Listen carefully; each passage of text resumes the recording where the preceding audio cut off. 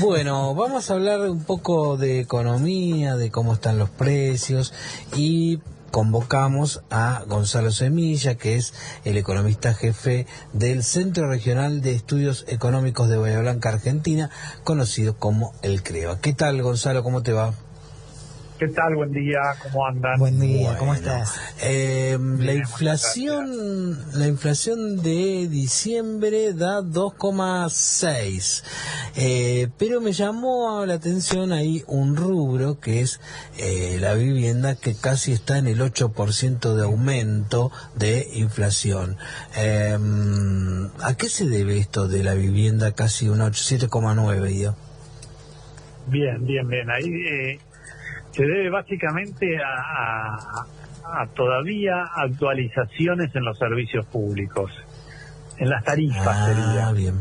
Básicamente encontrás gas, incluso tenés, digamos, cuando uno habla de vivienda y abre el capítulo, lo explora un poco más, encontramos lo que son los servicios, que es agua, luz y gas, está la garrafa, también tenés alquiler de vivienda.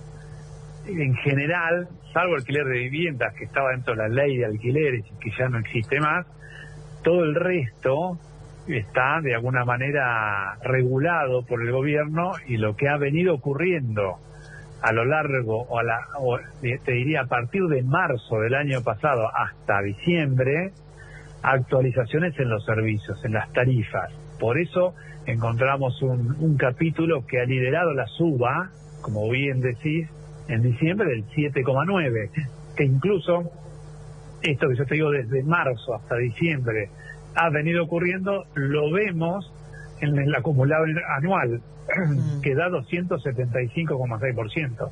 Es el capítulo que más creció, incluso muy por encima del índice de precios del año pasado, que fue casi 133%. Sí, 132,9 lo que veo acá. Claro.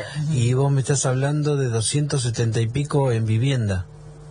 Exactamente, son 140 puntos más. Eso sí, mucho, ¿no?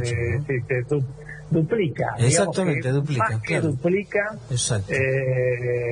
Por eso es lo que más, digamos, por eso uno podría decir, bueno, el 130% de inflación, si bien todos los rubros, como ustedes verán en el informe, todos tuvieron aumentos, no hay ninguno que haya se ubicado en cero, obviamente no existe eso. El que menos aumentó es casi 74% en todo el año, que es indumentaria, que se mantuvo por debajo del ritmo promedio, pero todo el resto tuvo aumentos, te diría, superiores al 100%, salvo este que hablamos de que duplicó. Pero bueno, digamos, vivienda, que cuando desnudas ese capítulo, ves todos los servicios, te das cuenta que lo que lideró mucho el año pasado fue las actualizaciones de los regulados. Claro. Bien. A ver, ¿dónde se refleja, en cuál de estos rubros? Porque me costó encontrar lo que pasa con los gastos del verano, digamos. ¿Dónde lo vemos? ¿En esparcimiento? ¿En qué lugar vemos los gastos que tiene una familia en verano? Sí, los ves en varios lugares, sí. Porque cuando vos hablas de transporte y comunicaciones, dentro de lo que es transporte, claro, también tenés todo lo vinculado, transporte sobre todo lo vinculado al automotor. Claro. Porque ahí tenés, digamos, tenés repuestos, tenés un montón de cositas que cuando yo suelo decir, bueno, diciembre es un mes claramente estacional, porque es fin de año, comienza el verano, es el preludio a las vacaciones que en el año nuevo, las familias que tienen decidido y lo pueden hacer y pueden viajar, y lo hacen en auto, en el interior de la Argentina o yendo a países limítrofes, el auto, bueno, hay que hacer un gasto. Claro. A veces uno dice, bueno, vamos a invertir, en realidad uno hace un gasto en donde, o cambia las cubiertas. Claro, lo pone en condiciones, digamos. Claro, lo pone en condiciones, y eso de alguna manera se ve en ese capítulo de transporte. Digo, cuando aumenta la demanda para ponerlo en condiciones, aumentan los precios. Por eso es estacional. Sí, vos claramente es como... ¿Vos decís que un mecánico sí, te cobra más en diciembre que en mayo?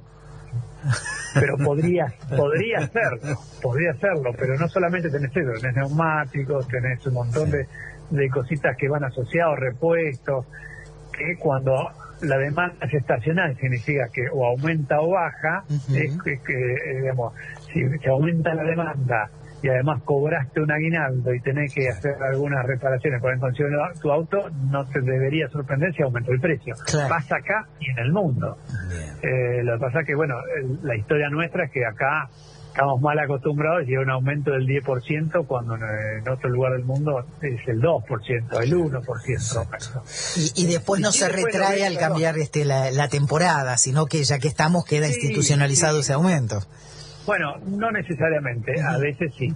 Cuando las expectativas mejoran, como han venido mejorando a nivel global, a nivel no solo en Bahía, sino en la Argentina. ¿Por qué mejoran las expectativas? Porque tenés un mercado un poquito más controlado, porque la inflación se fue desacelerando. No es que, si bien tuvimos en algunos meses que hubo un pequeño incremento, no hablábamos del 3 al 8, hablábamos del 3 al 3,4, del 2,7 al 2,9, es decir, había pequeñas variaciones, pero lo concreto es que se ha venido desacelerando de una manera continua. Cuando uno ve la tendencia tendrás un piquito, pero en general vino descendiendo, entonces tenés eso, un tipo de cambio relativamente tranquilo, con un riesgo país que ha venido bajando sistemáticamente, bueno, acomodaste de alguna manera las finanzas, con presión o sin presión, o eso te queríamos preguntar, Gonzalo, a ver, la inflación está aumentando menos que en los meses anteriores. Aumenta un 2,5 cuando antes era un poco más, ¿no? Aumentaba mucho más. El riesgo país bajó. Hay algunos signos de la economía que están mostrando que se iría por un buen rumbo. Pero al mismo tiempo, ayer o antes de ayer, decimos, acá con Silvia, dimos la noticia de que cerró DAS, una empresa que empleaba 350 operarios en Coronel Suárez. Hoy nos amanecimos con la noticia de que cerró Danica en el sur de en el sur del conurbano con 150 empleados. ¿Por qué, si los números de la economía están dando pareciera bien, cierran fábricas? ¿Qué pasa? Bueno, a ver, yo estoy enterado de lo que vos estás diciendo. No he leído sobre las causas por las cuales cerraron, porque eso que hablas de Suárez es una empresa de muchos años que ha cambiado de nombre, que la han levantado los trabajadores.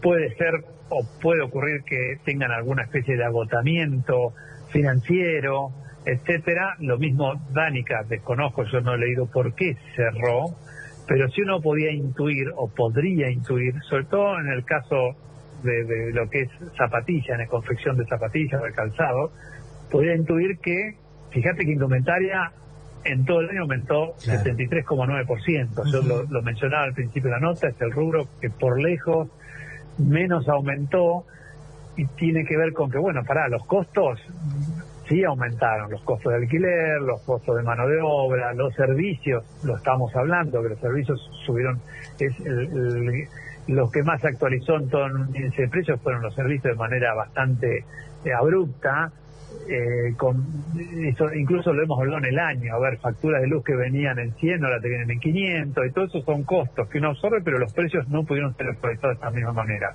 Entonces puede ser agotamiento financiero, económico, etcétera, como apertura de importaciones. Digamos, en los gobiernos más liberales, o el gobierno actual, libertario, que lo que también busca es bajar costos y bajar precios, de alguna manera, ¿cómo lo hacen? Bueno, te abro la importación y o bajo o elimino impuestos, que también se eliminaron los impuestos. Los impuestos a ciertos impuestos a la importación, el famoso que era un 17%, cayó un 10%, y ahora se eliminó ese 7% restante. Eso hace que te salga más barato comprar afuera, y en algunos sectores particulares también los aranceles se han reducido. ¿Que la eliminación del impuesto país Claro, el impuesto país te eliminaste para la importación. Entonces, tenés más incentivo a comprar afuera. La segunda, te bajan aranceles a unos sectores particulares. Entonces lo que uno hace, bueno, listo, ahora yo puedo importar a 2 y no tengo que pagar 30% o el 10% de un arancel, que sería la protección de la industria nacional, sino tengo que pagar menos. Y la otra, un tipo de cambio estable, de alguna manera con cierto retraso. Entonces hoy tenés un peso, moneda nacional, de recurso legal, lo tenés un peso muy fuerte comparado con el dólar. Es parecido de alguna manera a una semiconvertibilidad de lo que fue en los años 90. Entonces teníamos un peso, un dólar, hoy es un peso, es un dólar, mil pesos, 1.100 pesos, hasta en ese estilo. Entonces hoy te sale mucho más barato importar que exportar. Hoy es más conveniente importar que exportar, porque tus productos son menos competitivos en el mundo cuando tenés un tipo de cambio atrasado, sobre todo porque Brasil también devaluó. Entonces si te devalúan los socios estratégicos como Brasil, vos para poder seguir siendo competitivo deberías acompañar esa devaluación. Como no se hace, tu producto es más caro en el mundo, pero te conviene importar porque es más barato. Entonces vos abrís importaciones, bajaste el impuesto país, bajaste aranceles y eso compite fuertemente con la industria nacional. Y puede ser en este caso que la empresa que estaba en Suárez, bueno, dice, listo, no me compra más nadie, me está difícil la venta, tengo altos costos, o quizás costos financieros, costos impositivos, costos de servicios altos y cierra.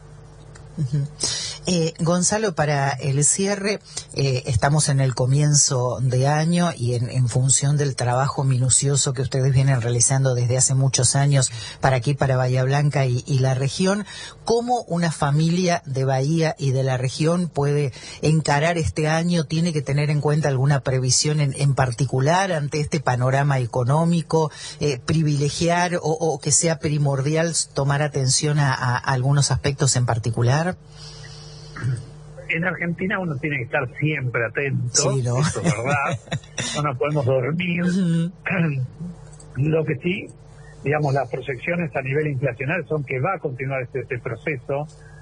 Hay proyecciones del lado del oficialismo que hablan de un 18-20% de inflación contra 132, por lo cual digamos, inicialmente es un buen futuro próximo que tendríamos. Hay otros lugares, digamos, otras consultoras que están viendo 30, 35, pero no se están yendo mucho más que estos valores, con lo cual desde nuestro lado es, bueno, no deberíamos estar preocupados en que va a haber volatilidad o altos aumentos y con mucha frecuencia en los productos que nosotros consumimos.